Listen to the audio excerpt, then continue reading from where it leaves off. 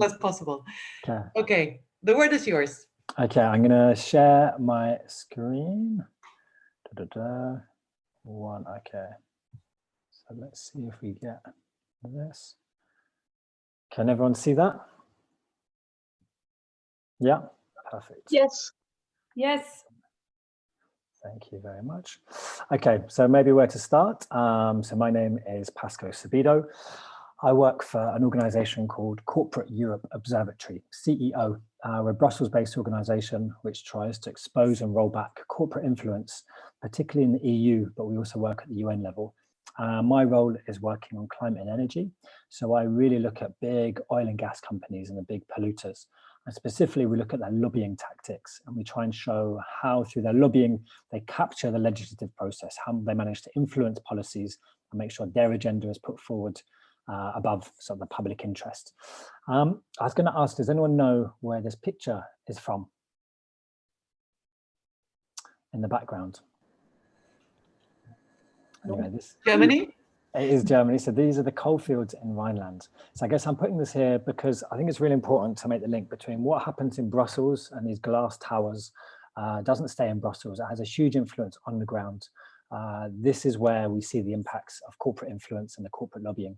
And so for us as CEO and me as a campaigner, it's really important to keep those links with what's happening on the ground and make sure we're present and that we're also helping these movements to fight against that corporate influence. So this was taken in the Rhineland during a day of action organized by Oscar Code, who's one of the groups behind Ende Gelände. And actually it was a day after a big Fridays for Future demo that was happening in Cologne. So these are close to Cologne. So these are sort of, I guess, the things we see as important to make sure, yeah, we get out of the Brussels bubble, as we call it. But since 2013, I've been working on trying to, I guess, expose the role of the fossil fuel industry at the UN climate talks. So at the UNFCCC. And something we've been trying to do, a campaign that was launched in sort of 2015, was to kick big polluters out, to try and have a conflict of interest policy, which said that actually those companies and corporations which are trying to burn down the table should not have a seat at the table, which is quite clear. And then since 2019, we've been trying to move this campaign to the European level. So try and have a EU-wide campaign to have fossil-free politics, but I'll get onto that later. So this is where, this is a short video, but this is where I met Toya and perhaps others of you who came to Katowice on a bus from Sweden, being stopped many, many times. But this is, let me just hopefully be able to get the sound. This is within the negotiator conference halls themselves.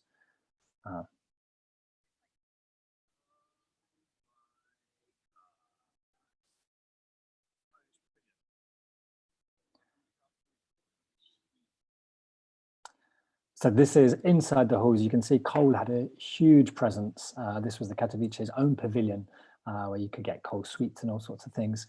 But they were also there through their lobby groups, through their sponsorship of the talks, and through many other avenues, including through public sort of national governments who were there representing the coal industry. So this is where we met Tonya.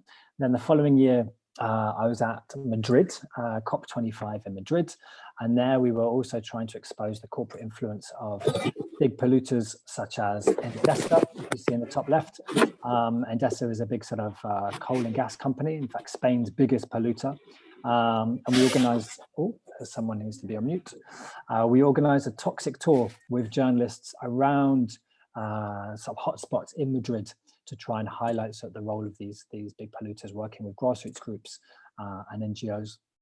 And then inside the talks themselves in Madrid, we worked with youth groups, indigenous groups and others to try and really expose the role that big polluting fossil fuels were having over the talk. So here you can see this is an action there. The guy looking a bit awkward is from Shell, who was speaking at an event there with Fridays for Future groups, drew this sort of eye on their hand, which was representative of what was going on in Chile, saying we are watching you, and followed him around and caused quite a bit of a buzz. So I've been trying to expose the role of these corporations over the talks, and that Shell, amongst others, are trying to present themselves as part of the solution, which quite clearly they're not. So then we have up next, this is us moving to the EU level. I guess I should mention, yeah, next year it's going to be in Glasgow, It was supposed to be this year in Glasgow, next year's in Glasgow, and we already have fossil fuel companies, particularly gas ones, sponsoring the talks. But there is a campaign to try and get these fossil fuel sponsors out of the talks. Fingers crossed, let's see how that goes. But moving to the EU level, as I said, since last year, we've really taken the fight to Brussels. And when I say Brussels, I mean the capital, but also EU governments. So we launched a campaign with CEO alongside Friends of the Earth, alongside Greenpeace and Food and Water Action, which is sort of 3 other sort of European level federations. And the point of this was not just to reinforce the UN level, because actually the EU has been one of the biggest blockers of a conflict of interest policy at the UN level, claiming that everyone needs to be in the room. Of course, we need to talk to the gas industry. They're part of the solution. This is the sort of, I guess, the culture that exists within Brussels and within the EU around the role of private and private corporations and fossil fuel interests, that they're seen as part of the solution and part of democracy, quite a skewed vision of democracy, which is based on your ability to spend money to influence decision makers. So we wanted to try and influence the EU so it would stop supporting fossil fuel interests at the UN level and stop blocking a conflict of interest policy. But we also wanted to confront fossil fuel interests in the belly of the beast. I mean, Brussels is a key lobbying hotspot, second only to Washington. And in terms of fossil fuel interests, it's been in bed with them from the very beginning.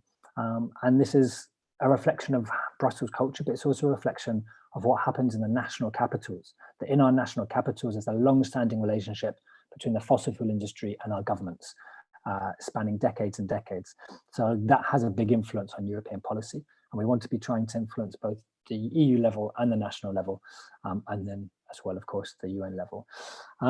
So what have we done? We launched a campaign called Fossil Free Politics. The aim is to cut fossil fuels out of our politics.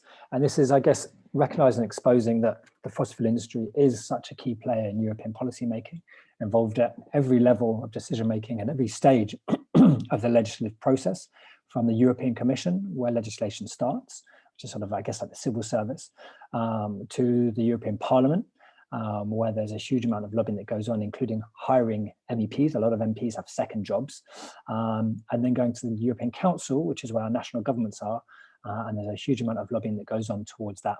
We had a report called Captured States, which goes into it. So if you want to check it out. And so, yeah, we launched this campaign to cut them out of politics, to call for fossil-free politics. So I'm just going to go through a few slides, which goes over some figures that we came up with for a report from last year, just to give you a sense of the size and the power of the fossil fuel industry. So we looked at the 5 biggest oil and gas firms, so Shell, Exxon, Chevron, Total, and BP, and then also their lobby groups. So they're sort of the lobby groups that they're all part of. And we saw from 2010 until, well, this was until 2018, they spent 251.3 million. They spent more than 250 million trying to influence decision makers in the EU. That money was split quite equally between these 5 firms themselves and their lobby groups, to show you that these lobby groups really do have a lot of power. And whilst maybe the 5 firms are more visible, their logos are more well known, it's actually their lobby groups that do most of the dirty work that goes on. And they're used as, you could say, the Trojan horses or front groups for these companies to be able to get their way. And maybe just to explain how the lobbying works, one of the key things in Brussels is to make sure everyone is singing from the same hymn sheet. So to make sure that the message that you have is repeated through multiple voices, because the more actors that repeat your message, the more it seems like in this democracy that everyone's on the same side. But as long as you pay enough people to repeat your message, you give an impression of consensus, of unanimity, or at least a majority, which makes it very difficult for decision makers to not listen to. And it gives them a cover of saying, well, everyone's on board. So the lobby groups are important. They had an army of, at the time of writing, of 200 lobbyists working for the 5 firms and their lobby groups, which is a massive number of people to be stomping around the halls, following events, following every legislative process, making sure they're organizing sort of cocktail parties for MEPs, talking to national governments. These are an army of lobbyists. And what does all this get you? It gets you a high level of access. They enjoyed sort of almost, so from when we looked at the last commission, so 2014 to mid 2019, and all of this money and lobbyists managed to get them on average a meeting every week with the top commissioners and their cabinets. So it gets you a lot of access, a lot of FaceTime with the decision makers. And what this doesn't show is how much access they had to those below the top level, because it's not transparent. We were able to see what happened with the top level commissioners, but below that, they don't have a duty to publish the meetings they have. So a lot of the meetings do happen below the surface. So this is just the tip of the iceberg. Let's go back to this. Yeah, and then maybe this one is just to show as the money went up, so have CO2 emissions and parts per million, despite numbers of EU legislative files coming through, from energy efficiency directives to roadmaps to the Paris Climate Agreement. All of these things were supposed to tackle emissions, and in fact they haven't. And this is in large part due to the influence of the fossil fuel industry, not just in Europe, but globally. So what does this mean then for us? What do we do about it? As I said, our campaign is to cut the fossil fuel industry out of politics. It's worth saying that, so what we're trying to do is create a firewall between those who are responsible for the problem and those who are trying to solve the problem, which are policymakers, because actually there's an irreconcilable conflict of interest. There's a difference of interest between those who are burning down the planet and those who are trying to put out the fires. So we're trying to create a firewall between them. And this is not the first time. The same happened in the world of tobacco. So the WHO, the World Health Organization, realized that the tobacco industry and tobacco lobby was having such a detrimental effect on public health policy making that they had to create a firewall to separate them. And so that was a big success. I mean, there's obviously questions around implementation, but it shows it can be done, that we can have a firewall and protect public policy making, so in this case, climate policy making, from those very same interests that are trying to weaken it and delay it. So concretely, what does that mean? Let's go to our demands. This is a long version to run through them. Firstly, this firewall to end fossil fuel industry access to decision making, so to stop lobby meetings, to stop having lobbyists sitting in advisory groups, because the Commission actually has a very small staff considering its remit, the number of people, 500 million that it's responsible for. So it turns to external advice a lot, and also stop lobbyists and industry being in research bodies, which is directing public research money towards private ends and fossil fuel conclusions, unfortunately. So we want a firewall. Number two is to address vested interests. So this is no conflicts of interest, which means closing the revolving door to stop public officials going into jobs with the fossil fuel industry and vice versa, stopping them coming from the fossil fuel industry into our government, which is a common problem. No industry side jobs, which is a lot of MEPs have industry side jobs, and no hiring of industry consultants. And then number three, ending the preferential treatment of the fossil fuel industry. So this means stopping having them on country and EU delegations at climate talks, at trade talks, trade missions to Africa, these sorts of things, as well as cutting out subsidies and incentives for the fossil fuel industry. We need to stop incentivizing the fossil fuel industry and its use, and then rejecting partnerships with the fossil fuel industry. So ending sponsorship, stopping sharing platforms or organizing events with the fossil fuel industry, as well as not taking donations. So these are the sort of four key pieces, and these are actually all a sort of adaptation from the tobacco world, where the tobacco came up with these and wanted to use these as its firewall, and we've sort of adapted them for the climate context. And so this was, I said, I've been a lot quicker than I expected to be. Maybe hold on, let's go back. So I just say a little bit more about the campaign before moving on to my last slide. We are, of course, working at the EU level, but what's key for this, as I said, is the national level, because actually it's the national level where the influencing begins, and it's at the national level where that has a huge impact on Brussels. So we've been working with groups in France, Spain, the Netherlands, Germany, I think potentially Ireland and Italy, on national level campaigns. What could this look like at the national level to have a firewall to sort of try and cut the fossil fuel industry out of politics at the national level? They've been translating it into their contexts, and we are looking to grow this. I have to say we were supposed to have a big strategy meeting in spring. Corona messed it up, as it messed up many people's meetings.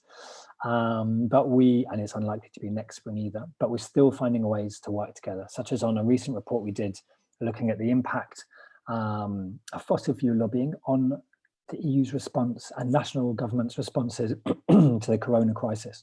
So in terms of recovery funds and subsidies. So what we saw is the fossil fuel industry has used the corona crisis to get more funds and more support. So in Portugal, the CEO of a Portuguese oil and gas company called Partex, in fact, he drafted the country's recovery plan. So you can see how influential they were. And in the EU, the gas lobby successfully got gas as one of the key parts of the recovery plan that we need to be investing in gas. And this was done through hydrogen. So maybe I'm going to go on to, as I have a spare 2 minutes, I'm going to go on to our next report. So I wanted to really flag that when we were in Katowice, gas was this natural gas, what we call fossil gas, was the big threat. The industry was presenting it as a transition from coal to renewables. We're going to have gas. But unfortunately, this was a bridge to nowhere that was going to lock us into huge amounts of fossil fuel infrastructure for decades and decades to come, for the next sort of 50 years. So now there's been a clever move by the gas industry to push for hydrogen. And at least in Europe, and I'm in the UK, and we're now hearing it in many national contexts as well, hydrogen is the next big thing, the next climate solution. But what we've not looked at is where hydrogen comes from. So if you talk to most people and you hear hydrogen is green, it's clean, it comes from renewable electricity, which sounds great. I mean, I have many problems with this as well. But the reality is that only 0.01% of our hydrogen today comes from renewable electricity. And more than 90% comes from fossil fuels, the majority of that being gas. So what's happened now is the gas industry has managed to get the EU really excited with a huge amount of hydrogen hype around a hydrogen economy in the future. There's going to be a clean economy in the future. But what they don't tell you is where the hydrogen is going to come from. And the majority will still come from gas. So this is a sort of get out of jail ticket for the gas industry, yet again, to claim that it's climate friendly and clean, whilst actually continuing its destructive business model of fossil fuels, of gas in particular, destroying local communities and their ecosystems along the supply chains, as well as screwing the climate. And there, of course, their solution, they'll tell you, don't worry, we're going to use untested, failed and very expensive technology like carbon capture and storage, which is going to magically remove all the emissions. So this is more pie in the sky talk, but yet is one of the latest examples of how the fossil fuel industry is keeping itself relevant and actually having a huge impact on the direction we take in the EU as well as at national level towards how do we tackle this climate crisis. So for us, the way we avoid these sort of false solutions is we actually need to remove the fossil fuel industry from decision-making and from our political processes, because they should be serving our interests and we should be the ones involved rather than private commercial interests that want fossil fuels. So I'll stop there.